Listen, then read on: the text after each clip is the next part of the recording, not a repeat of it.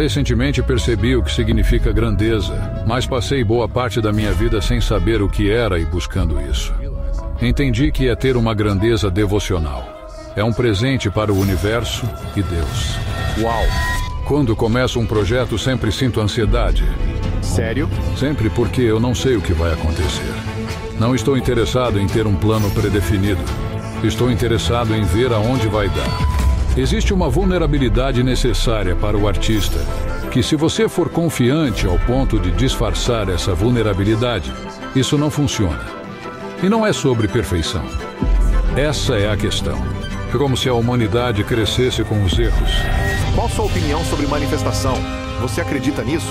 Acha que os artistas devem pensar em manifestação? Acredito totalmente nisso. É algo que... Sejam bem-vindos de volta a The School of Greatness em português. Estou muito animado com o nosso convidado. Temos o inspirador Rick Rubin aqui conosco.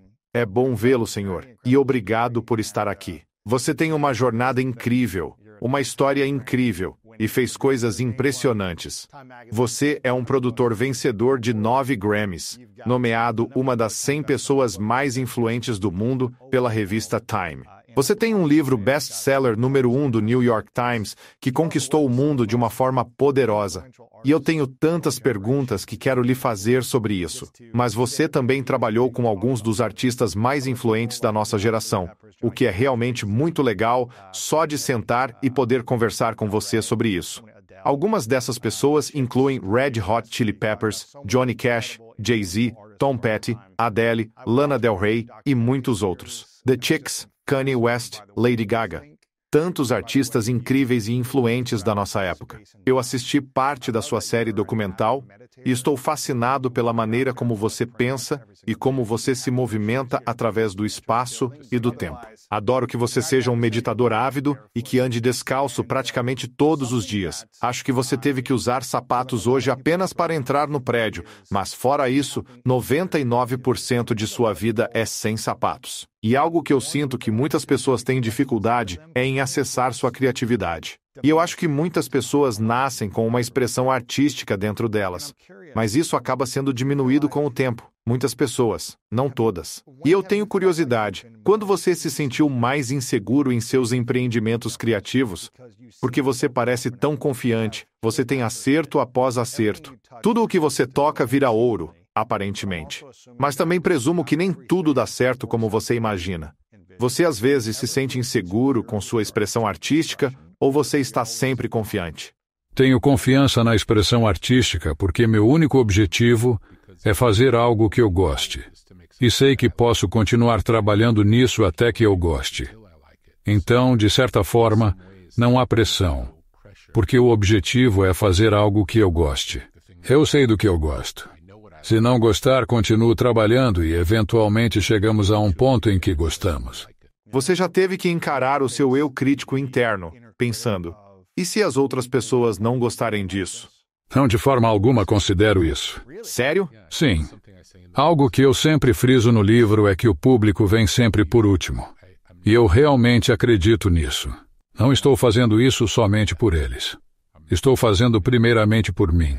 E acontece que, quando você faz algo verdadeiramente para você mesmo, está fazendo a melhor coisa possível para o público. Por exemplo, se você vai ao cinema, tantos filmes grandes simplesmente não são bons. É porque eles não estão sendo feitos por alguém que realmente se importa. Eles estão sendo feitos por pessoas que realmente estão tentando fazer algo que acham que uma outra pessoa vai gostar. E não é assim que a arte funciona. A arte não é definitivamente isso. Isso é algo mais. Não é arte. Isso é simplesmente comércio. Então, se estamos realmente fazendo arte, estamos fazendo... É quase como anotações em um diário. Então, devo me preocupar se alguém desgostar de minha anotação no diário? Isso não faz sentido. Sabe, não é da conta deles. Minha anotação não diz respeito a mais ninguém. Logo, tudo que fazemos como artistas é, no fundo, uma anotação no diário. Isso é interessante. Além disso, a maioria das pessoas não quer que o mundo veja seu diário, certo? É como se o mantivesse em particular. guardando para si mesmo. Quase dá vergonha se alguém encontrasse seu diário. É tão pessoal e íntimo com medos, preocupações, esperanças ou sonhos. Como então escrever nele e ser tão particular, mas ao mesmo tempo desejar partilhá-lo sem se afetar por críticas? É aí que entra a coragem do artista, que isso é quem eu sou, autenticamente. E no meu caso, estou menos preocupado com o resultado final. Então eu acho que isso é grande parte disso. É como se eu não estivesse fazendo arte para que outra pessoa tenha uma reação. Estou fazendo arte para ter minha própria experiência. E assim que finalmente decido compartilhar em minha mente, é um sucesso, porque me importo o suficiente. Gosto bastante para que outras pessoas vejam meu trabalho. Se outras pessoas gostarem ou não, isso é totalmente por conta delas. E acredite, isso é somente sobre eles. Sabe, isso realmente não diz respeito a mim. Por que você acha que tantas pessoas se preocupam com opiniões alheias ao compartilhar sua arte? Eu acho que é um pensamento natural humano. Não sei se sempre foi assim. Você não tem isso. Eu não tenho isso de jeito nenhum. Parece que 99% das pessoas têm isso. Talvez esteja errado. Sim.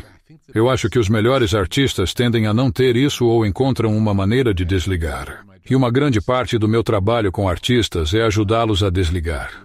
É como se não estivéssemos pensando em singles, não estivéssemos pensando em posições nas paradas, não estivéssemos pensando em nada além de fazer a coisa mais bela, honesta e verdadeira possível. E quando digo honesta e verdadeira, pode ser uma ficção. Você entende o que estou dizendo? É aquilo que nos toca e nos excita e nos surpreende, o que também é interessante. O fato de conseguirmos fazer algo que nos surpreende acontece todos os dias. Sim, você fala sempre muito sobre a magia. Sabe, eu vi isso no seu livro, mas também na série documental sobre todo o valioso trabalho que você realizou. E como alguém pode acessar sua própria magia quando tem uma mente tão crítica? Autocrítica, mas também críticas da família, críticos, gerentes, todo esse outro pessoal constantemente criticando o que é bom e o que não é. Como você treina alguém para, na verdade, eliminar ou significativamente diminuir décadas de condicionamento em 1 ou 2 semanas? Sim. Para criar sua arte, eu diria que a verdadeira e real questão é que é tipo uma reação pessoal a alguma coisa. Se eu te desse 2 alimentos diferentes e pedisse para você prová-los, você não teria dificuldade em me dizer qual você gostou, se realmente gostou de um e não gostou do outro. Então, se você tivesse pessoas ao seu redor dizendo não, mas esse outro que você não gosta, essa é a boa, ninguém poderia te convencer de que algo que tem um gosto ruim para você tem um gosto bom para você. Então é uma ideia muito simples. É uma ideia tão simples de chegar ao que eu realmente gosto, sem ter dúvida. Não vai além e não precisa significar nada. Não tem que representar você. É apenas isso tem um bom gosto para mim. O que você acha? É isso. Isso é todo o nosso trabalho. Isso tem um bom gosto para mim. Quando um artista está... Quer dizer, você mencionou comércio e mencionou arte. Quando um artista está em dificuldades financeiras, e eles estão tipo... Eu quero fazer coisas que eu gosto muito e que são muito boas para mim, mas venho fazendo isso por 5, 7 ou 10 anos, e não agrada mais ninguém. Como posso ganhar a vida com minha arte? Ou será que eu não devo pensar na minha arte como uma forma de ganhar a vida, mas devo pensar no comércio separadamente da arte? Acho que equilibrar as coisas é uma ideia muito saudável. Ter um emprego que te sustenta para que você possa ser livre na sua arte é, no fim das contas, o que é melhor para a arte. Sério? Sim. Agora você pode conseguir um emprego na área que te interessa, sabe? Você pode trabalhar na indústria que te interessa. Se você é pintor, pode trabalhar em uma galeria. Pode estar nesse meio. E então, quando você faz algo assim, se trabalhasse em um estúdio de gravação, você poderia decidir que isso não é para você. A gente nunca realmente sabe. Temos ideias do que queremos tentar. Mas então, quando você tenta, às vezes, beleza, dá certo. Outras vezes não. Muitas pessoas entram em um caminho quando são jovens. Eu tenho um primo que foi para a faculdade para se tornar dentista, e foi dentista por anos. E depois de 15 ou 20 anos, Era como se ele não pudesse fazer isso, não queria fazer isso. Foi uma escolha errada. Muitas pessoas vivem uma vida infeliz seguindo um programa de quando eram mais jovens. E nós temos que encontrar, por exemplo, você agora está falando com as pessoas em vez de praticar esportes. É uma grande mudança, mas parece ser uma mudança muito positiva para você. Mas não era o que você tinha planejado fazer originalmente, não é? Certo. Há quanto tempo você faz isso? Produz música há cerca de 40 anos? Sim, por aí.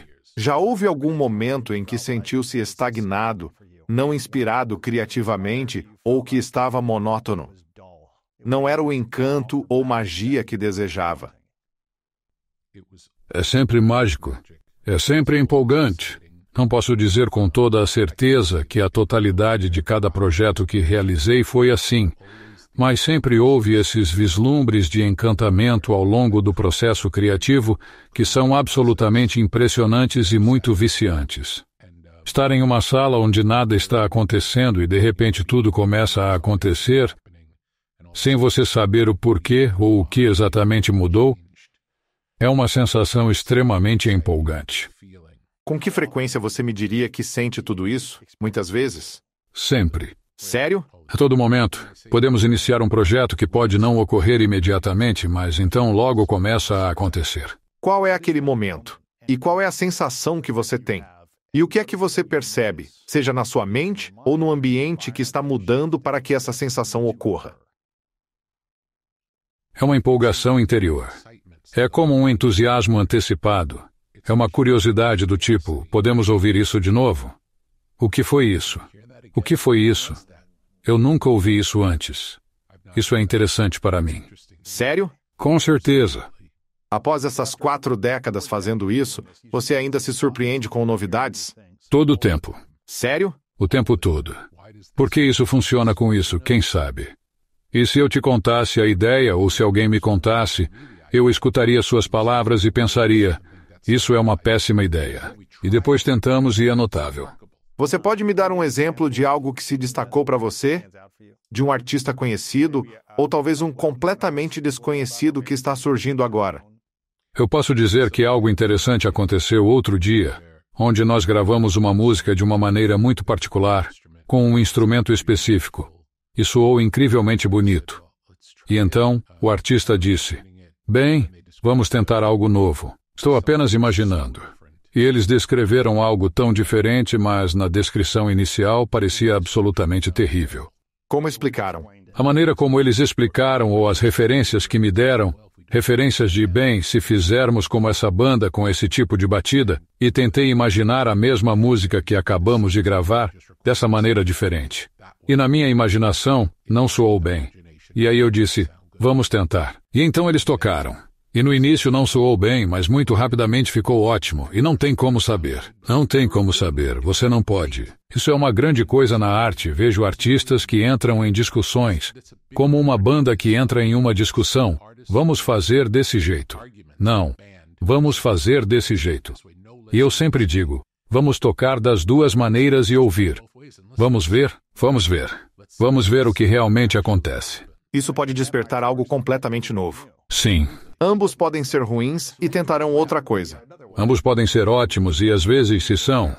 Talvez um melhore o refrão, enquanto o outro encaixe numa conexão que não pensamos antes. Sim, isso é fascinante. Nessa série de documentários sobre você e suas instalações e meio que a sua vida. O Shangri-La. O Shangri-La. É poderoso. Ainda não terminei. Eu vi o primeiro episódio e metade do segundo. Alguém no primeiro episódio diz, Rick ajuda as pessoas a serem a melhor versão de si mesmas. E eu estou curioso. Quem te ajuda a se tornar a melhor versão de si mesmo? Provavelmente eu diria agora minha família. Tendo uma família, mas também tenho alguns amigos muito determinados. Você sabe, você conheceu Laird Hamilton, alguém assim como ele. Se você tem alguém como Laird perto da sua vida, você sabe, estar ao redor de pessoas como ele te faz melhorar como ser humano. Qual sua maior dificuldade hoje? Acho que existem muitas coisas divertidas para tentar e encontrar tempo para fazer todas as coisas possíveis. As coisas emocionantes que eu estou querendo tentar. Como você escolhe os projetos e artistas para colaborar? Qual é a sua técnica para isso? É intuição, relações com seus empresários? É tipo, quero experimentar novidades, trazê-los para o projeto? Normalmente começa com a gente conhecendo o artista, vendo como ele é, como é seu trabalho, e assim vendo se há uma conexão com a pessoa. E geralmente é assim que se inicia. Com que frequência isso ocorre? Suponho que muitos queiram trabalhar contigo. Então, toda segunda, gerentes te enviam artistas para entrevistas de 1 ou 2 horas. Você sente a energia e decide se quer colaborar? Há lista de espera? Como é o procedimento? Isso não ocorre frequente, pois estou sempre em diferentes partes do mundo e não faço parte do sistema. Se assinasse com uma gravadora e lhe mostrassem os produtores para trabalhar, meu nome não estaria em lista alguma. Interessante. Então alguém teria que procurar por mim fora do sistema normal para me encontrar. E então ou aconteceria ou não. Isso é muito interessante. Na sua opinião, o que você acha que mais impede as pessoas de serem suas versões mais criativas e melhores de si mesmos? Acho que é se preocupar demais com o que os outros pensam e ter a sensação de que as pessoas que fazem coisas incríveis são de alguma forma especiais e que eles não são especiais, o que simplesmente não é verdade. Todos nós temos a capacidade de fazer coisas incríveis, e ninguém é mais especial que os outros. Muitas pessoas se preocupam com a opinião alheia, como mencionou, e isso as prende num ciclo vicioso. Não sei se ouviu, mas muitos artistas, e eu, sendo escritor e autor, ouvimos pessoas dizerem: quero escrever um livro. Então pergunto, há quanto tempo estão materializando essa ideia de fazer o livro? E algumas pessoas vão dizer 5, 7, 10 anos, mas elas estavam preocupadas com o que as pessoas pensariam ou se sentiam criativamente presas em um ciclo vicioso. Você já se sentiu preso em um ciclo vicioso? E se sim, como você pessoalmente sai disso? Acho que tomar ação é realmente algo incrível, e não criar barreiras de entrada. Tipo, posso imaginar um músico dizendo: eu não posso tocar esta música porque não tenho a guitarra certa, ou não tenho o equipamento adequado para isso. E não existem barreiras para começar. Sempre há um caminho. Eu venho do cenário punk rock, então no punk rock era uma mentalidade de faça você mesmo. E sabe, comecei minha primeira gravadora sem saber que isso era algo que se podia fazer. Simplesmente aconteceu. Eu queria começar a fazer discos, eu queria que as pessoas os ouvissem. Eu nunca soube que você poderia ser contratado por uma gravadora. Eu apenas pensava, bem, se você quer fazer um disco, você faz um disco. Então eu fiz discos e imprimi 500 cópias de um single de 7 polegadas, por exemplo. Então acho que sempre há um caminho. Você não precisa esperar permissão de ninguém. Acho que isso é uma grande parte. As pessoas estão esperando permissão para realmente fazer sua arte. Alguém tem que dizer, eu te contrato para fazer isso, ou eu publicarei seu livro se você escrever um livro, ou preparo seu palco para permitir que você faça isso. Mas não acho que é assim que coisas incríveis são feitas. Ao imprimir os primeiros 500 singles, qual era seu sonho ou visão? Pensou, agora vou vender isso ou vou distribuir gratuitamente? Qual o processo? Uma combinação de dar de graça e vender o suficiente para fazer outro. Isso sempre foi algo no que eu criei. Sempre foi sobre sustentabilidade. Contanto que consiga fazer outro, é um sucesso. Neste ponto, você é sustentável pelo resto da vida, suponho eu, com seu sucesso. Então não precisa criar algo só para tentar recuperar seu dinheiro, ou seu tempo, ou qualquer coisa. Então qual a visão agora? Eu ainda penso frequentemente nesses termos. Embora eu sinta como se quisesse fazer com que seja completamente autossustentável. Há algo muito especial e que parece bom nisso. De você criar algo que possa perdurar, não somente por causa de uma simples doação. Isso é interessante. Não sei o motivo, mas isso é apenas minha opinião. Talvez seja a maneira como fui criado. O que um artista precisa pensar e sentir para criar ótima arte? Eu diria que simplesmente pensar é a menor parte disso tudo. É muito mais sobre sentir intensamente e ser autênticos consigo mesmos. Se conhecer, seja lá o que isso possa realmente significar. Sentir a própria verdade interna. Como saber quando um artista é verdadeiro diante de você? Como identificar?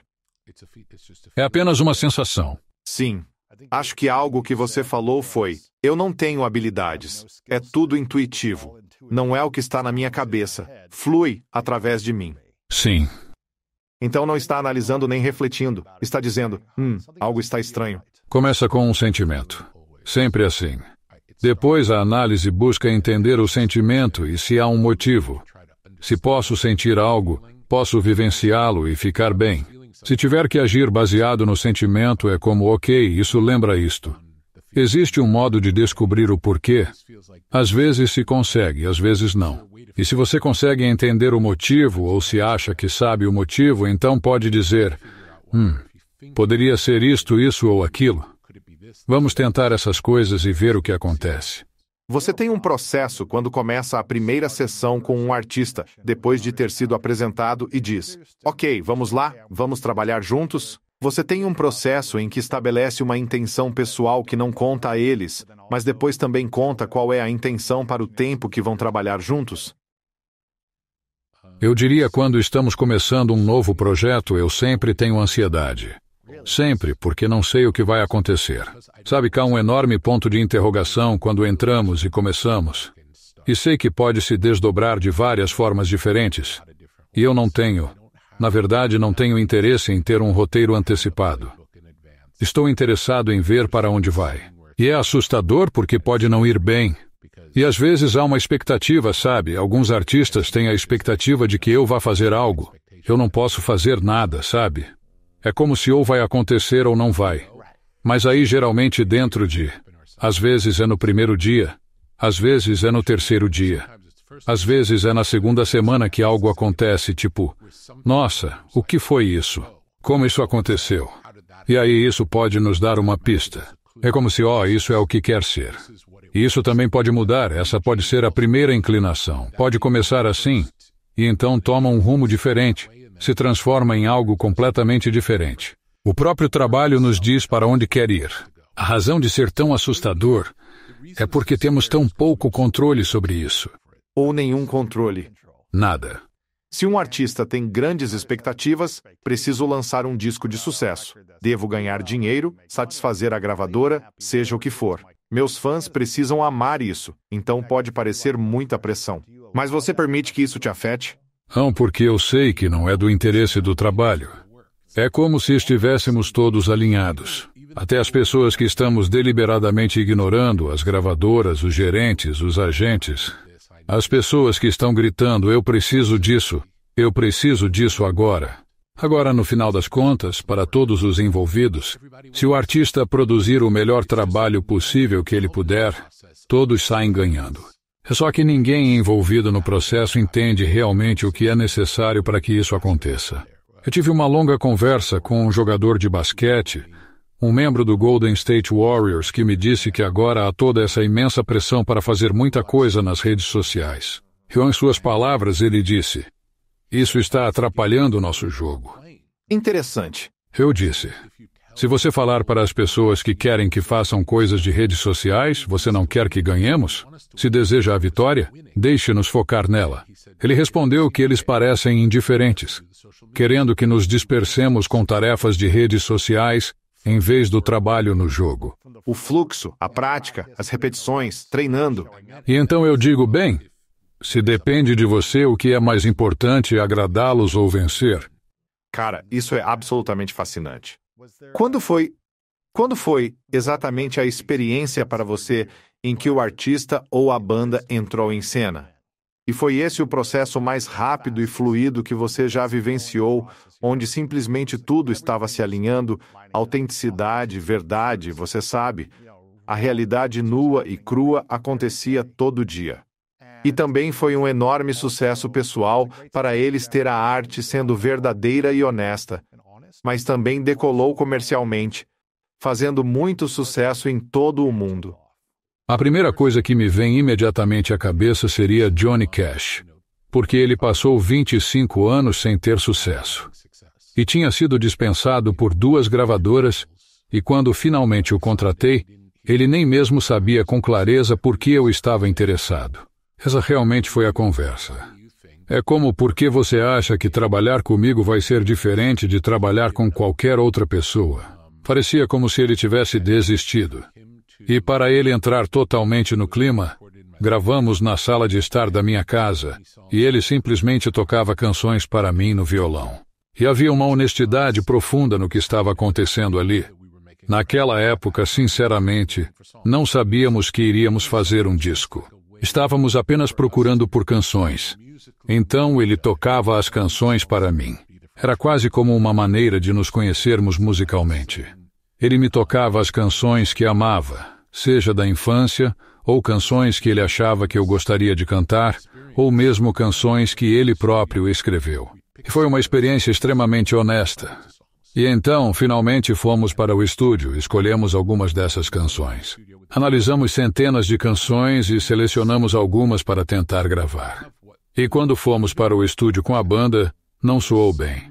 Não tinha absolutamente nada dos sentimentos que as gravações na sala de estar tinham.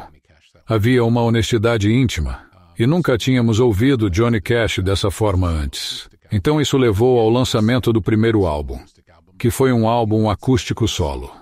Novamente, nós originalmente não tínhamos a intenção de fazer um álbum acústico solo, mas isso se revelou como a coisa mais interessante a ser feita. E isso acabou sendo muito bem sucedido e muito popular entre os jovens, o que ele não vivenciava desde a década de 1950. Então isso foi ótimo. E depois disso, após o sucesso desse álbum, fizemos mais 5 álbuns juntos.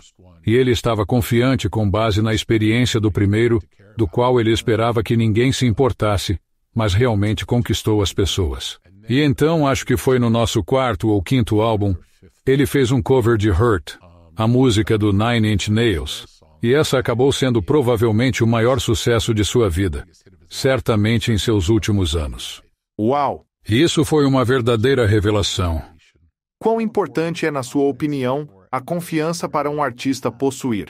Convivi com atletas que são fenômenos, aberrações da natureza de tão talentosos e fisicamente além do comum, capazes de fazer qualquer coisa nos treinos, mas que carecem de confiança no jogo e parecem medianos. Sim.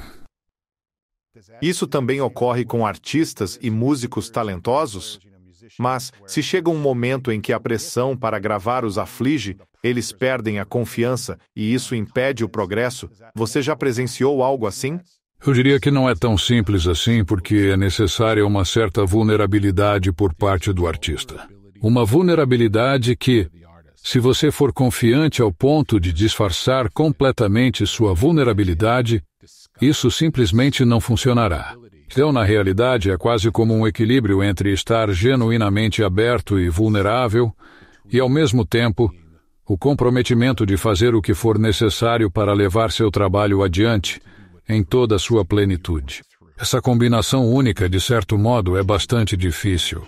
É quase como, pelo que estou ouvindo, olha, é um ponto realmente interessante. Você tem que ter coragem para ser vulnerável, o que não é confiança. É mais como, se não estiver disposto a ter essa coragem com sua vulnerabilidade, simplesmente não poderá compartilhar sua arte.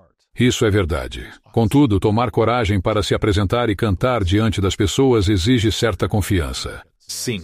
Isso é apenas parte. É difícil fazer, não consigo imaginar isso. É verdade. Uma amiga minha, Rachel Platten, ela escreveu uma música chamada Fight Song, que foi bem popular nos últimos 6 ou 7 anos. Mas ela começou uma família nos últimos 5 anos, então tem 2 filhos pequenos e se apresentou no The Troubadour há alguns dias. E eu já tinha visto ela tocar antes, onde ela era extremamente confiante, mas ela não tocava há um tempo. Então ela apareceu e disse: "Pessoal, na verdade estou bem nervosa. E essa é a minha primeira vez tocando com uma banda estas novas músicas, e estou me revelando através destas novas músicas." Sabe, você podia sentir essa vulnerabilidade, que na verdade era linda. Sim. Era como se estivéssemos torcendo por ela. Ela cometeu erros, mas seguiu em frente, dizendo: "Vou recomeçar. Obrigado, pessoal." Era como, uau, criou momentos de admiração e magia. Sim. Foi legal. Sim. E não é sobre perfeição, é isso que é. A humanidade respira nos erros, sabe? É o que não é comum. Se fosse mecanicamente perfeito, não seria tão interessante. Não deve ser uma fábrica de biscoitos. Certo. Seria tudo igual. São as bordas.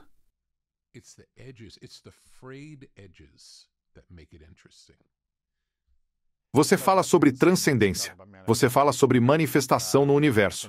Eu sei que você medita bastante. Há quanto tempo você medita? Eu aprendi quando tinha apenas 14 anos. E isso tem realmente sido uma parte extremamente grande da minha vida o tempo todo. Não posso dizer que fiz continuamente, mas geralmente passo por fases de 5 anos direto, 2 anos parado, ou algo pode substituir isso. Isso é como outro tipo de meditação. Tipo, eu posso facilmente ir da meditação sentada TM para aprender Tai Chi, e o Tai Chi vai preencher o espaço do meu tempo de TM. TM é meditação transcendental, sim, e li que você nunca se interessou por drogas ou álcool. Isso procede? Jamais estive bêbado ou drogado na vida. Uau! E, sabe, como atleta jogando futebol americano na faculdade e profissionalmente, foi meio chocante quando as pessoas ouviam isso de mim, porque o estereótipo é, você sabe, do atleta burro que só bebe até cair. Mas eu aprendi cedo, como eu estava te contando antes, que meu irmão foi para a prisão quando eu tinha 8 anos. E quando você vai a uma sala de visitas na prisão todo fim de semana, você percebe rapidamente que não quer acabar lá.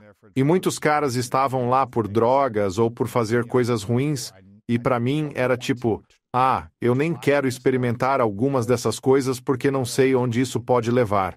Então, decidi simplesmente eliminar isso da minha vida. Agora, eu dei uns goles de vez em quando, mas nunca fiquei bêbado. Como limpar sua mente das drogas e álcool de não mergulhar realmente nisso te apoiou como artista? E você acha que drogas e álcool podem fazer os artistas serem grandes? Posso te dizer que quando eu estava no ensino médio, a maioria dos jovens que eu conhecia voltava da escola e ficava chapada. E a principal razão era o tédio, para preencher o tempo. Eu só estou sempre tentando passar o tempo. Eu sinto que não há tempo suficiente. Tipo, há realmente tanto que quero aprender, tanto que quero ler, tanto que quero tentar, que não estou tentando desligar o tempo. Estou realmente interessado em experimentar algo diferente. Agora a ideia de uma experiência alucinatória me parece muito interessante, mas eu nunca fiz isso antes. Você nunca fez uso de psicodélicos ou algo assim? Eu também nunca fiz. Sempre fui, sabe? Tenho muitos amigos que fazem. Tenho certeza que você também tem. E por alguma razão, nunca me empolguei para tentar. Talvez no futuro. Também acho que um dia provavelmente farei isso. Me conta, você já esteve bêbado ou chapado? Fiquei bêbado uma vez como parte de um trabalho escolar que fiz. Trabalho de escola? Bem, que escola é essa? Fui para Harvard entre o penúltimo e último ano do ensino médio. Estava acumulando créditos universitários. Fiz cursos de lógica e design, e também como bartending de Harvard, o que achei engraçado. Mesmo não bebendo, a ideia de ter uma formação em bartending de Harvard era divertida. Então eu fiz e encarei o curso como química. A ideia de misturar as coisas é interessante. Então foi só uma vez? Sim. No exame final tinha que misturar umas 30 bebidas diferentes e depois prová-las. Fiquei muito bêbado, foi terrível. E nunca mais depois? Não. Esteve chapado? Não. Eu, no meu aniversário de 40 anos, na ilha Kauai, no Havaí, eu passei o dia todo fazendo minhas preces e organizei uma cerimônia especial onde eu fumei um pouco de maconha. Foi a única vez na minha vida, e eu diria francamente, que quase não teve efeito algum. Nada. Sem efeito. Pode ter sentido uma leve agitação. Eu não senti aquela animação. Eu diria que quando olhei para a paisagem havia mais nitidez entre o primeiro plano e o fundo. Isso foi uma coisa. E me lembro de termos ido jantar e eu dirigi. E dirigir estava mais divertido do que o normal. Como jogar videogames. Claro. Você não esteve realmente chapado, o que é fascinante. Nunca esteve bêbado ou drogado, exceto em um experimento social ou uma tentativa única. Não conheci muitos que nunca ficaram sóbrios como nós, o que é interessante. Talvez seja o pisciano em nós. Você sabe, pessoas de peixes tendem a ir na contramão de tudo. Somos pessoas viciadas. Sim. Historicamente. Por isso, Não acho que eu teria me tornado um viciado se tivesse entrado no mundo do álcool ou das drogas durante a minha vida. Sim. Agora adoto extremos mais saudáveis e penso por mim mesmo. Existe o estereótipo de que muitos artistas fumam maconha, usam drogas, experimentam álcool e falam sobre isso em seu processo criativo. Talvez seja apenas minha percepção. Eu estava completamente chapado quando fiz isso e, incrivelmente, isso me deu todas essas ideias criativas. Como você vê isso quando artistas estão trabalhando diretamente com você? Eles estão fumando? Eles estão bebendo, sabe? Quando estão em contato com você? Ou você tenta, inclusive, ajudá-los a eliminar isso para clarear a mente? Quero que as pessoas façam o que desejam fazer. Não tenho opinião nenhuma. Se eu ver alguém fazendo algo que está atrapalhando o trabalho delas, eu vou falar sobre isso. Mas se não está atrapalhando o trabalho, isso é problema delas. Você já viu algum artista, aquele que você sabia que tinha um histórico de consumo de álcool ou de fumar maconha ou algum tipo de droga, que quando finalmente trabalhou com você, não estavam mais? Eles estavam livres de todas as drogas e substâncias e, na verdade, conseguiram criar algo verdadeiramente belo e mágico? Bem, eu vi os Red Hot Chili Peppers passando de uma banda que era muito disfuncional e usava muitas drogas, algo que eu realmente não sabia. Eu só soube que quando os conheci, a sensação na sala era algo de que eu não queria estar perto. E então eu os encontrei anos depois e eles tinham se livrado das drogas. E eu senti como se fosse um grupo diferente de pessoas. E então acabamos fazendo o Blood Sugar Sex Magik, que se tornou um álbum de muito sucesso para eles. E depois eu produzi a maioria dos álbuns deles desde quando ficaram sóbrios. Você acha que as pessoas, de modo geral, produzem um melhor trabalho artístico com a mente clara, limpa e sem substâncias? Eu acho que a longo prazo isso provavelmente é verdade. Mas existem muitos grandes artistas que usam algo como a maconha para ajudar na criatividade. Algumas pessoas me disseram que conseguem ouvir a música de uma maneira bem diferente. De novo, eu não vivenciei isso, então não posso afirmar com certeza. Mas algumas pessoas me disseram que ouvem a música de forma tão diferente quando fumam e conseguem acessar a criatividade de maneira mais intensa. Acredito que deve fazer seus próprios testes. Você acha melhor fazer, e eu não sei se melhor é a palavra certa, mas acha que é mais impactante criar sua arte a partir de uma dor, raiva ou tristeza, ou de um lugar de amor, paz e harmonia? O que você acha? Não acho que importa. Acredito que é ser fiel à sua vivência. Se sente raiva e tristeza, uma música assim seria boa. E se sente amor e paz, está na sintonia para criar esse tipo de música. Certo. Você também pode, às vezes, quando está em uma dor real, escrever uma canção que expressa um desejo por amor. Isso pode ser muito profundo. Uma das coisas sobre quando você está com dor, você explora avidamente. Você acessa as coisas que está procurando. Você não está plenamente satisfeito com sua situação atual, então você tem um anseio intenso por mudança. E às vezes a energia do anseio por mudança pode levar à criação de música realmente bela. Certo. Uau! Há alguém com quem você falou e criou a partir de um lugar de anseio ao trabalhar com você, que depois disse ser um processo extremamente curativo para eles. Trabalhando algumas semanas em um álbum e expressando seus íntimos sentimentos assim, permitindo que se curassem, sentindo-se mais leves e livres após a experiência? A mais recente foi quando eu produzi um álbum, o último álbum da Kesha. E ela tinha passado por uma experiência muito difícil. E ela me contou que foi uma experiência muito curativa trabalhar no álbum, diferente de qualquer experiência que ela tinha tido anteriormente, onde antes era muito mais voltado para o comércio. Qual foi a coisa mais dolorosa pela qual você passou durante a vida que teve que curar e superar? Provavelmente a maior delas foi que fui gordo a maior parte da minha vida, e eu não me sentia confortável no meu corpo. Sempre me senti como um peixe fora d'água, e isso limitava o que eu podia fazer. Sério? Sim. Então eu acho que provavelmente o peso em excesso foi o meu maior problema. Qual era a raiz disso, você acha? Acho que era principalmente informações erradas. Embora minha mãe fosse obesa, então eu pensava que era só genético. E tentei de tudo. Tudo mesmo. Tentei todas as dietas possíveis.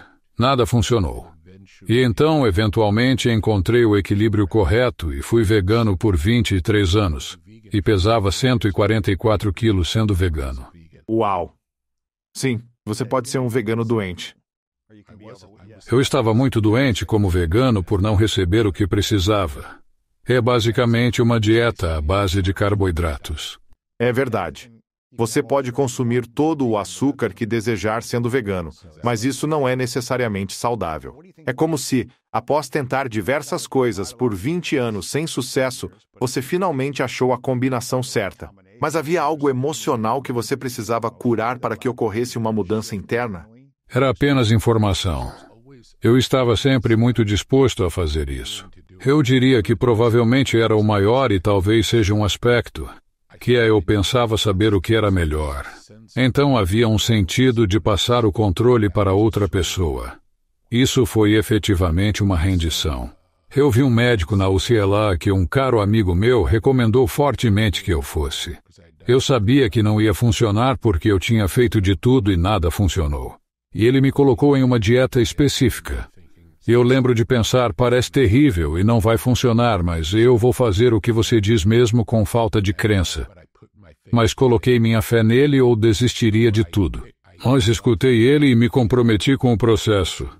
E me comprometendo com o processo, meu peso foi caindo. Sério? Quanto tempo demorou? Quantos meses? 14 meses. Perdi 61 quilos. Cara, isso é incrível. Parabéns. Obrigado. Nossa, foi quando? Há uns 12 anos. 12 anos atrás. Você parece saudável agora ainda mais com esse bronzeado. Eu passo muito tempo exposto no sol. E adoro estar assim. Atualmente sou um adorador do sol. Você sente que, quando conseguiu, digamos, receber esse apoio, ver as mudanças fisicamente, algo transformou-se interiormente para se tornar um artista melhor? Uma vez que essa transformação começou a acontecer? Ou você acha que ainda estava fazendo uma arte incrível quando estava com 45 quilos acima do peso? O que você diria? Acho que estivemos criando ótima arte o tempo todo. As diferenças entre perder peso e depois conhecer Laird, começar a treinar e cuidar do meu corpo, porque eu era sedentário a minha vida inteira e só ficava sentado o dia todo. Sentado ou deitado o dia inteiro. Eu preferia mais deitar do que sentar. Esta é a maior quantidade de tempo que passei em uma cadeira desde que estive em um avião. Com Laird, quando apareci na casa do Laird pela primeira vez, eu não conseguia fazer nenhuma única flexão. O quê? Te juro com toda a sinceridade que eu não conseguia fazer nenhuma única flexão.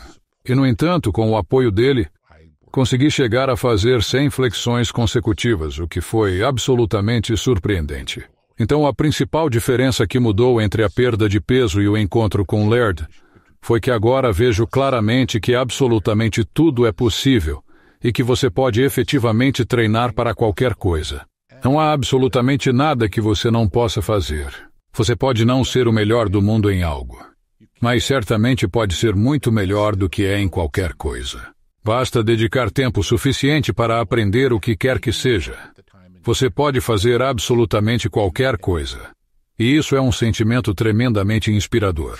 E sinto que levo essa mentalidade para a arte, onde eu já tinha muita confiança. Mas agora, ainda mais, sei que qualquer coisa é possível a qualquer momento. Uau! Só tem que fazer o trabalho.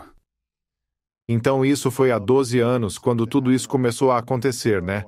Você tem 60 anos agora? Estou certo? Isso. Completou 60 anos em março e eu acabei de fazer 40 anos. Se pudesse aconselhar seu eu de 40 anos, considerando onde estava, como trabalhava, com quem trabalhava, nos projetos envolvido e as pessoas que faziam parte da sua vida, tendo consciência dos últimos acontecimentos que teve nos últimos 20 anos, o que diria para ele? Eu sempre diria, se divirta o máximo que puder, porque sou um workaholic por natureza. E eu realmente amo criar coisas, também amo fazer coisas boas.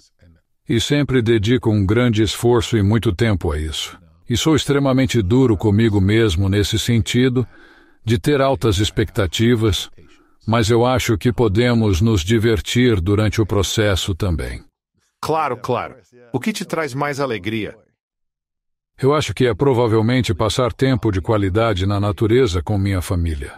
Estar em um lugar bonito, perto da minha família, respirar ar puro, caminhar na praia, rir juntos, ler juntos, assistir filmes juntos, sabe? Assistir luta livre. Eu gosto de luta livre profissional. Assistir luta livre profissional com meu filho é divertido. Isso é ótimo. Prefere luta livre ou UFC agora? Luta livre profissional. No UFC parece que eles podem se machucar. Eles se machucam. É por isso que eu gosto de luta livre. É como se todos estão do mesmo lado para fazer... Certo. o melhor show. Um ganha-ganha. É um ganha-ganha. Você falou sobre isso.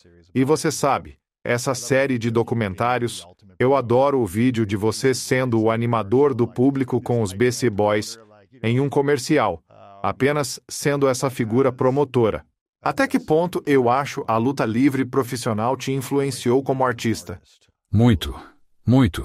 Porque é um mundo onde você nunca realmente sabe o que é verdade. É um mundo de mistério, e grande habilidade está envolvida no que eles estão fazendo. E existe uma história, e é uma história às vezes de pessoas que parecem se odiar. Elas se odeiam mesmo? Podem ser melhores amigos, quem sabe? Não sabemos. Mas às vezes eles realmente se odeiam, e então as partidas são diferentes quando realmente se odeiam.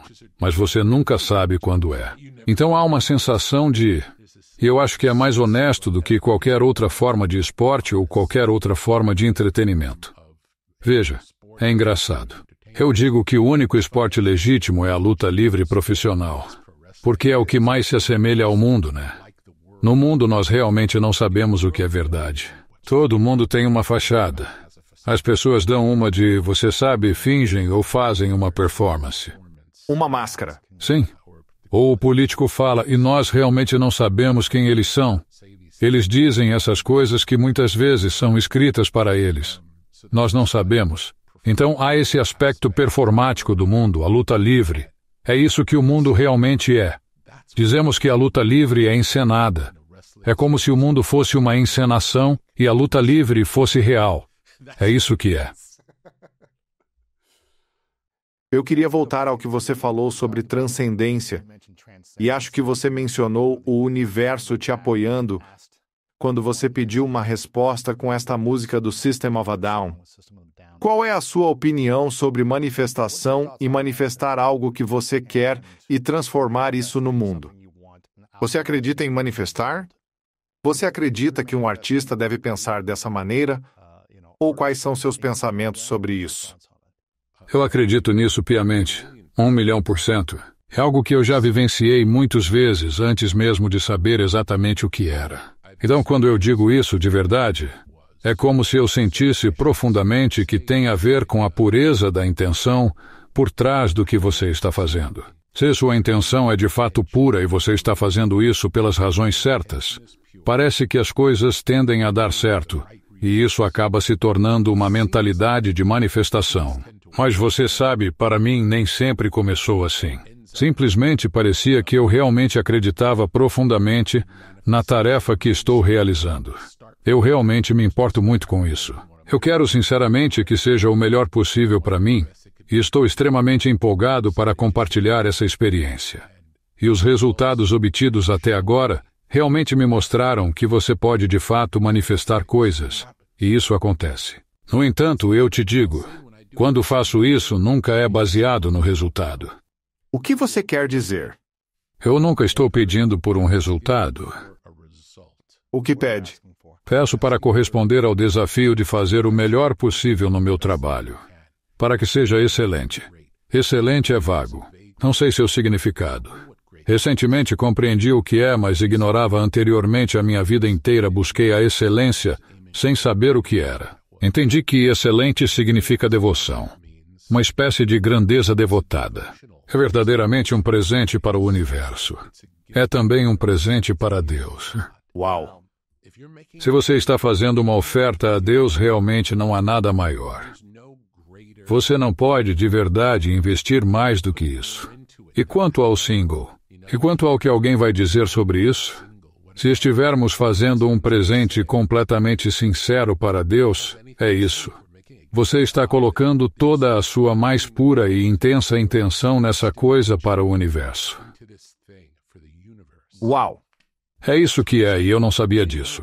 Percebi isso recentemente e novamente minha palavra era grandeza. Essa era a palavra que buscava, mas só agora percebi o que realmente é. Uau! Você tem um segmento inteiro, uma sessão toda sobre grandeza e sucesso no ato criativo. Uma maneira de ser, e amei sua explicação ali sobre isso. É fascinante. Então, grandeza para você, pelo que estou ouvindo, é um puro dom seu para Deus. Sim, e é um presente de você mesmo para Deus. É como se isso é o melhor que posso fazer. Então isso é a minha oferta. Isso é o que tenho a oferecer.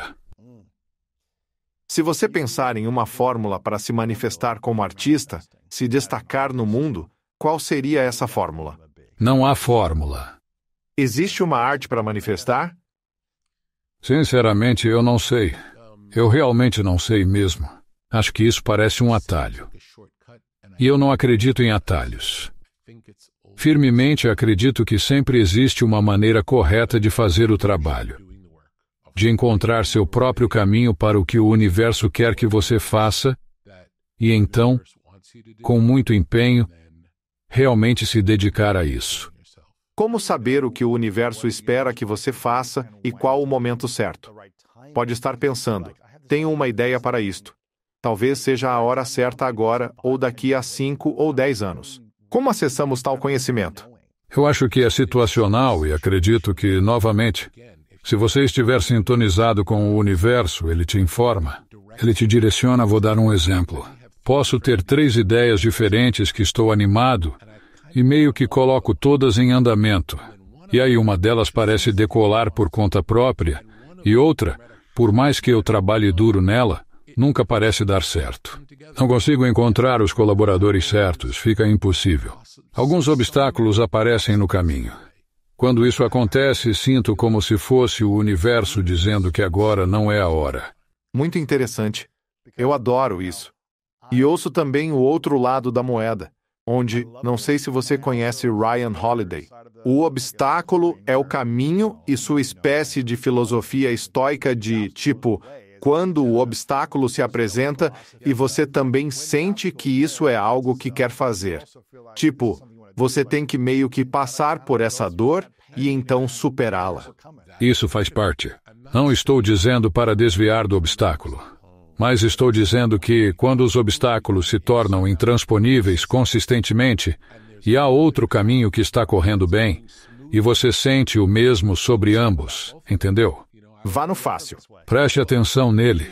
Veja quando é que o universo está te dando um empurrão. Quando é que o vento está enchendo suas velas da maneira certa. Há algo nisso que não podemos ignorar. Eu nunca sugeriria não lutar através do trabalho duro. É cansativo independentemente de qualquer coisa. É cansativo não importa o que aconteça. Dito isso, às vezes parece que agora não é a hora certa. É como se tudo, absolutamente tudo que você joga é rebatido. Certo. Mas essa outra coisa te guia, segue seu próprio curso. Ganhando vida própria.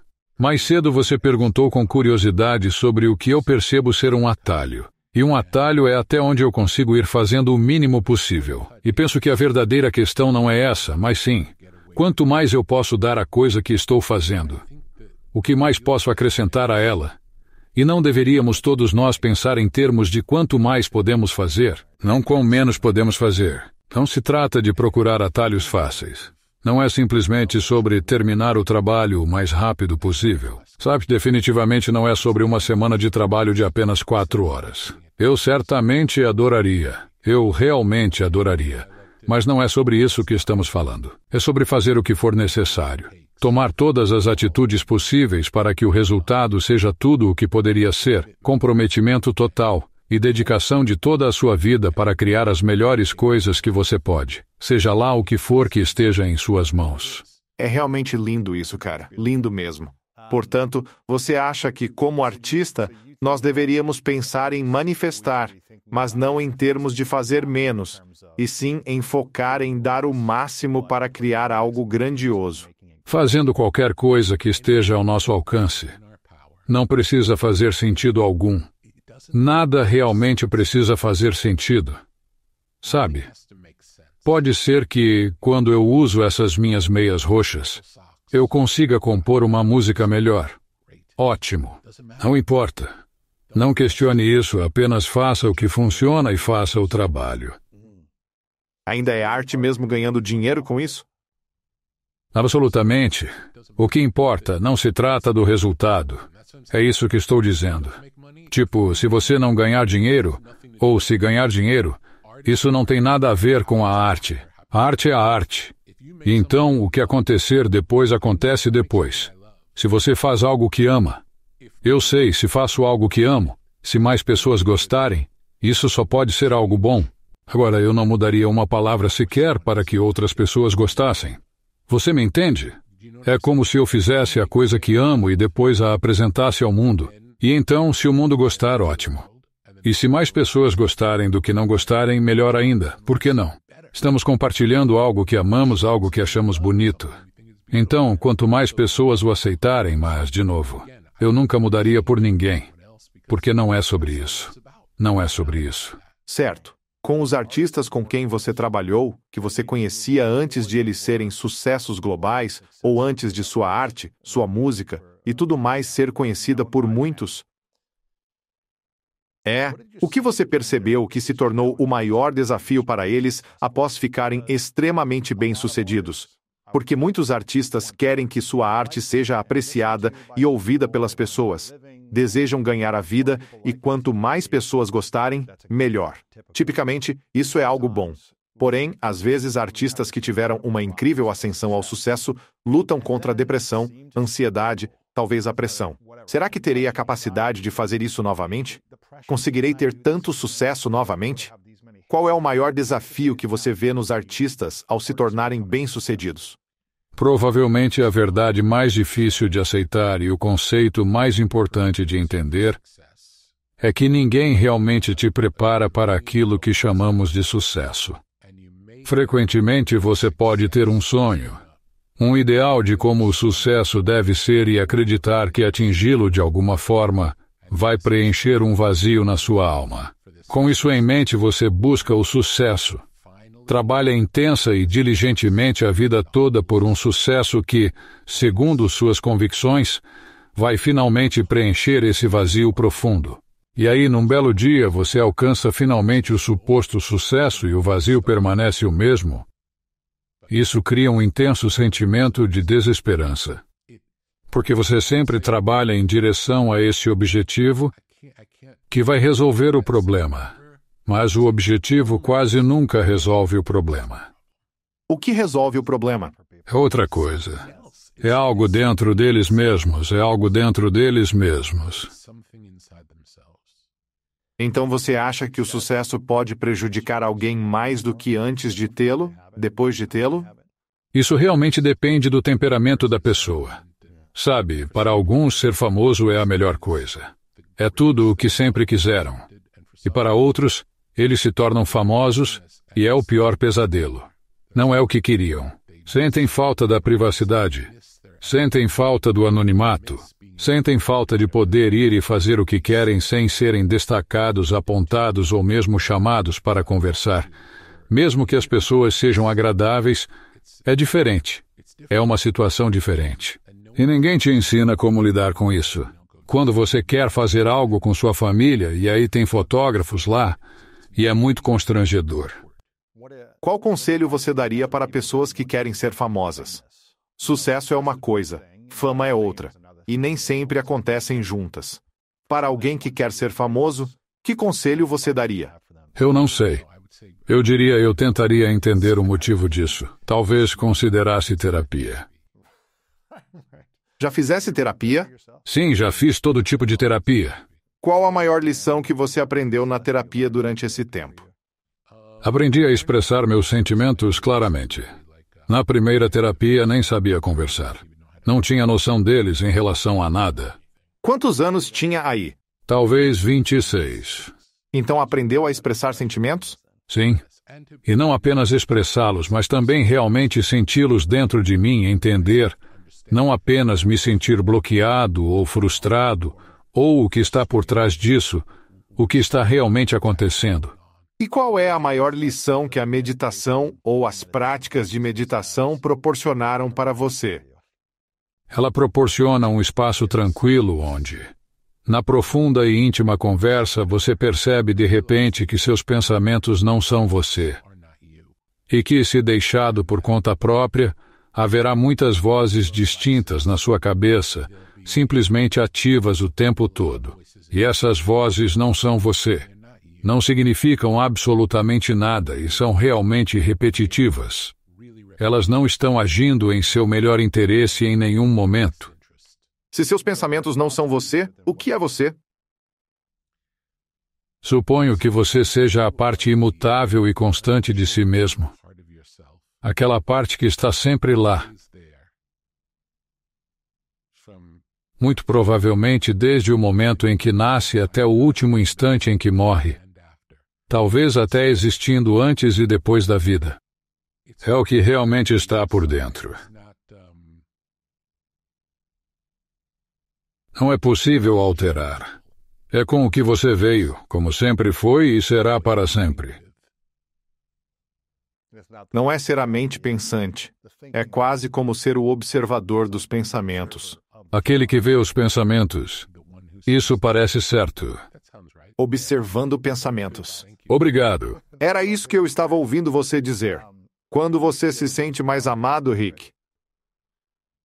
Eu diria que em nossas vidas, de forma geral, eu me sinto bastante amado. É sem dúvida uma sensação muito boa. Sinto-me espiritualmente conectado, e isso me dá uma grande e profunda sensação de paz. Onde você acha que estaria na sua vida atualmente se não fosse um meditador dedicado? E onde você imagina que estaria se permitisse experimentar drogas e álcool? Eu realmente não posso prever, mas eu diria com certeza. A meditação sem a prática da meditação, francamente eu não sei quem eu seria. Isso é uma parte tão grande e fundamental do que eu sou e influenciou tantas coisas na minha vida, tudo. O meu entendimento do mundo se baseia completamente em aprender a meditar quando eu era ainda bem jovem. Então eu sinceramente não sei quem eu seria sem isso. Você acha que teria tanta harmonia interna na vida e paz e sucesso externo sem a meditação? Não, certamente não é a paz interna. Eu não sei sobre o sucesso. Queria te fazer uma pergunta sobre comparação. Você mencionou o jogador de basquete da NBA que precisa postar mais nas redes sociais com base no que o time ou os treinadores, ou talvez não os treinadores, mas talvez os gerentes gerais queriam que eles fizessem. Sejam artistas, vejo muitas pessoas competindo e em comparação com apenas compartilhar suas verdades de maneira autêntica. E às vezes nas redes sociais, as pessoas são vulneráveis em excesso porque isso chama a atenção. E então, elas se tornam super vulneráveis. E isso se torna um jogo em si mesmo. Mas em um mundo onde tudo parece saturado demais e há muita competição por atenção, como um artista pode permanecer fiel à sua voz interior e não viver apenas em comparação, mas estar aberto à colaboração e também ver o sucesso dos outros e estar bem com isso? Eu realmente acho que ficar de fora, tipo não participar desse jogo, é o jogo de outra pessoa. É jogo de outra pessoa. Eu honestamente sugeriria jogar o seu próprio jogo. Eu me lembro de ter uma conversa com um dos maiores artistas do mundo que descrevia um álbum que eles iam fazer, e eu tinha acabado de vê-los tocar em um estádio cheio de gente gritando e chorando, e não era o Paul McCartney. E o álbum que eles estavam descrevendo era um que nenhuma daquelas 70.000 pessoas que estavam gritando e chorando queria ouvir. Para mim estava extremamente claro, e eu lembro de ter dito: essa definitivamente não é a sua jogada, como você joga quando está jogando pôquer. Você não pode simplesmente jogar qualquer carta. Você joga com as cartas que você tem em mãos. Então, dependendo da perspectiva do artista, seria algo como isto. Houve um tempo, eu acho que o Metallica sentiu que Nós não queremos realmente ser apenas uma banda de heavy metal. Queremos ser uma abrangente, uma banda pop, porque as bandas pop eram o que estava em alta, e nós já atingimos o topo sendo uma banda de heavy metal. Isso não deu certo, realmente foi uma má ideia. Eles não estavam realmente jogando a jogada deles. Eles não estavam, de fato, abraçando o Metallica. E eu sinceramente acho que, se você abraçar a sua parte, é a sua melhor chance de ser verdadeiro consigo mesmo. Não dizendo, oh, bem, aquelas pessoas ali estão ficando populares fazendo essa outra coisa. Eu não gosto realmente disso, mas está realmente dando certo para eles. Talvez eu pudesse tentar. É uma receita para o desastre. Não corra atrás de algo que não te pertence. Não vale a pena.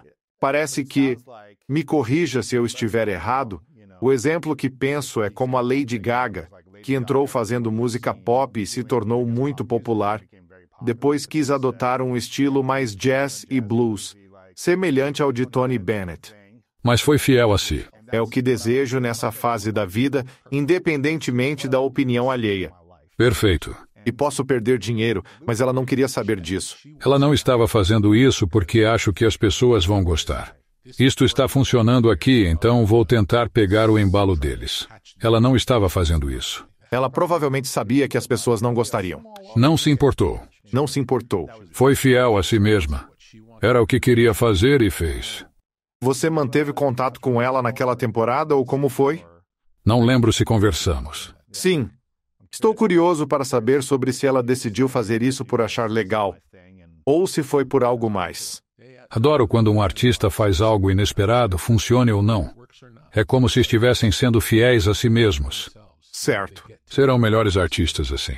Enquanto outro exemplo é de alguém perseguindo uma plateia maior, como Metallica, e, caso seja verdadeiro para eles, aquela música, então, ok, há público, então vá em frente. Claro, mas isso também é algo sobre manter-se fiel a si mesmo em termos de... Se você começa fazendo certo tipo de música e se populariza assim, surge o sentimento de que as pessoas só querem isso de você. Mesmo que não se importe mais, sente que deve continuar. Isso é desastroso, certo? Não funciona. Quem foi o artista mais talentoso com quem você já trabalhou? Pode dizer? Ou talvez alguém que simplesmente era tão dotado musicalmente. Que nome você me daria? Houveram muitos. A primeira vez que estive no estúdio com o Carlos Santana e ele começou a tocar guitarra, parecia que vinha de outro planeta. Ou quando John Frusciante, ao tocar a guitarra do Red Hot Chili Peppers, quando ele tocou, foi uma experiência verdadeiramente transcendente. Espiritual. É, e tem um baterista chamado Chris Dave que é o melhor baterista que eu já ouvi. E não importa o que ele toque, qualquer coisa que ele toque é a coisa mais incrível que você já ouviu. A coisa mais simples. Ele pode tornar qualquer coisa interessante só pelo jeito dele tocar, não são as partes. Não precisa ser complicado. Não precisa chamar atenção. Apenas o toque, a sensação, o tom são milagrosos. Algo que você disse antes é que o único objetivo é ser a melhor versão de nós mesmos.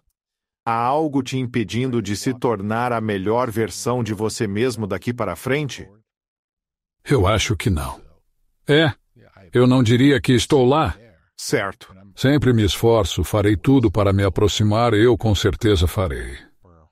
Sim, está disposto a aprender algo novo, experimentar ou mudar algo. Na sua opinião, quais os melhores hábitos que um artista deveria ter, talvez você tenha individualmente, mas que observa em outros artistas?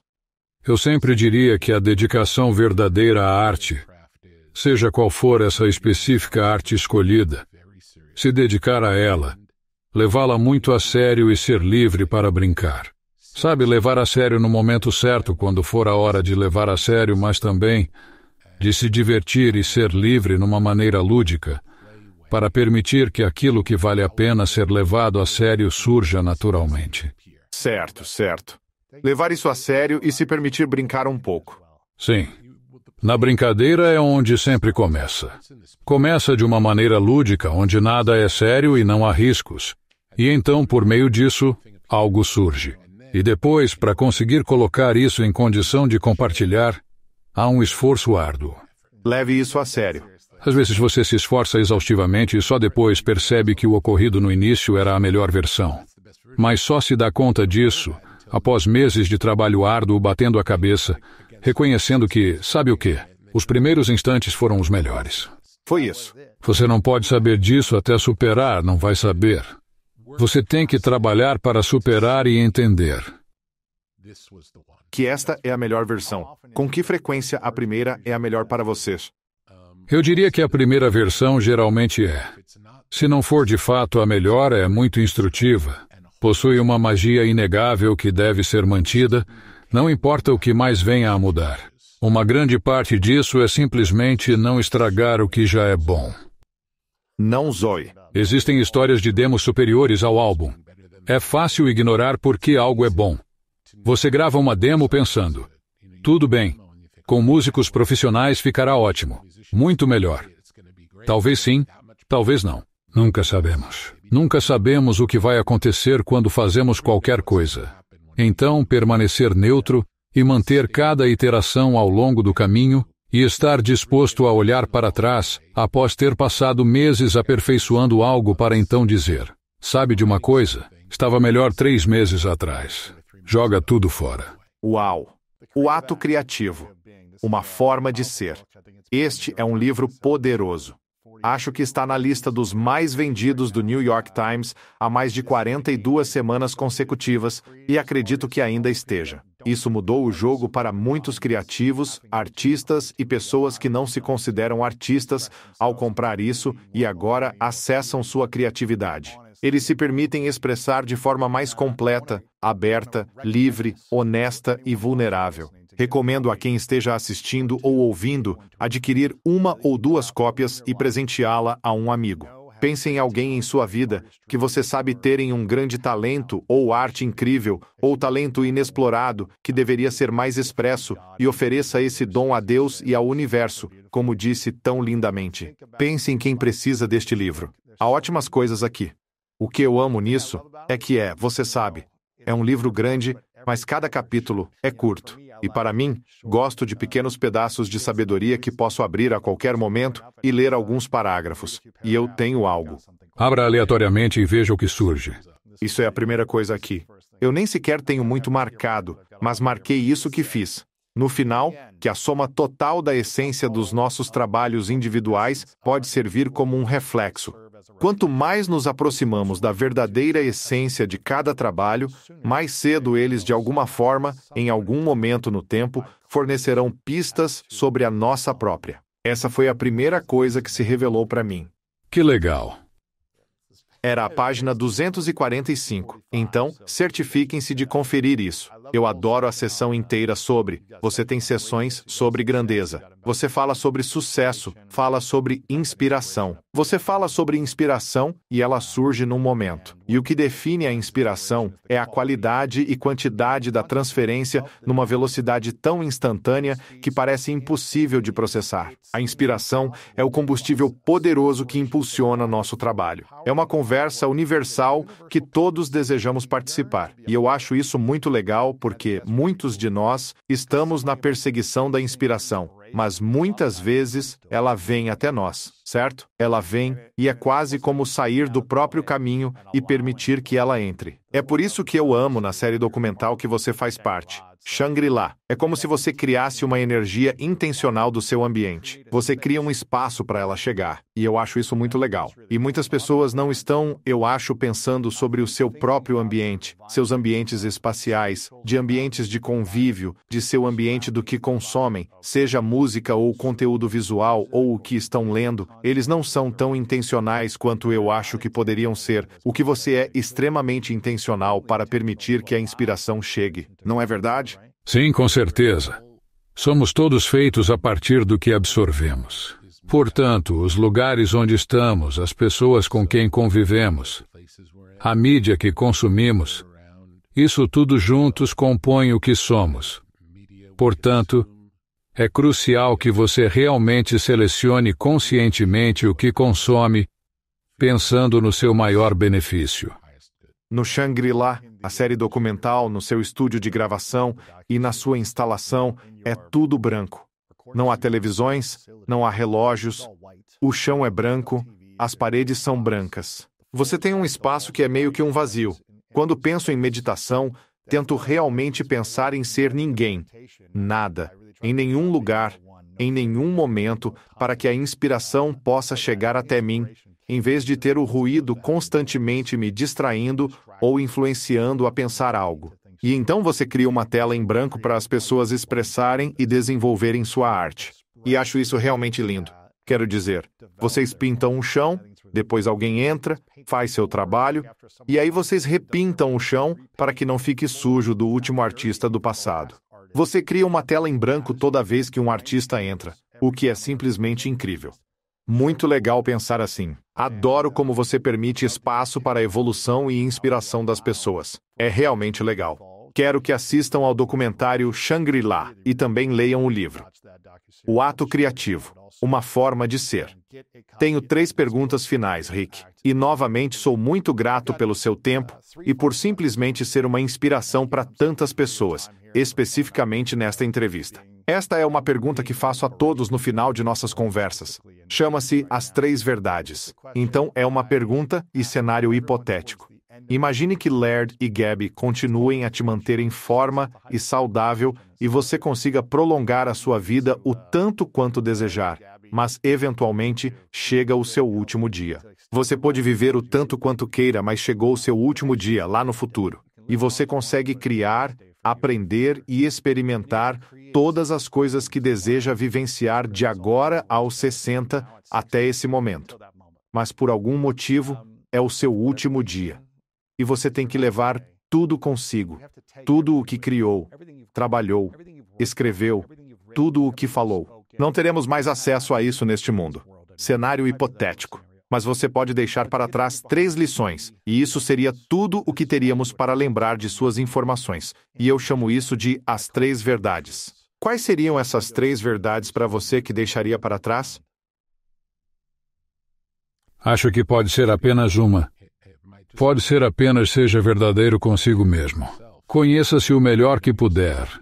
Esforce-se para ser fiel a quem você é e permita que essa pessoa amadureça, evolua e mude conforme as condições e circunstâncias da vida mudam, e assim, evitar de se tornar uma pessoa inflexível. Eu amo isso. Quero te reconhecer, Rick, por lançar isso aqui. Eu te ouvi falar sobre ser um processo exaustivo e com alguns desafios aqui e ali, um pouco de atrito, alguns obstáculos para lançar. Não foi uma coisa sem esforço. Estou assumindo que pode ter sido mais difícil que lançar um álbum. Quero te reconhecer por compartilhar teu dom com o universo e com todos nós, por compartilhar tua grandeza com tantas pessoas, porque você tem, sabe, uma vida inteira de sabedoria, informações e lições. E juntar tudo isso dessa maneira para que possamos entender é realmente poderoso. Então, eu te reconheço por criar esta obra de arte, por vir ao programa e falar de forma tão aberta e honesta como você tem feito. E eu te vi em muitos programas dos meus amigos também, e reconheço por ser uma inspiração para tantas pessoas.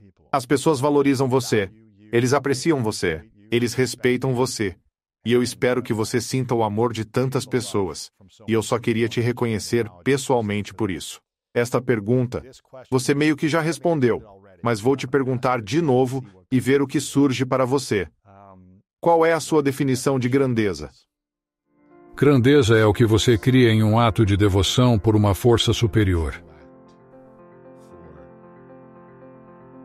que vai muito além de qualquer ideia mundana de sucesso. O ponto é reproduzir e fazer mais macieiras.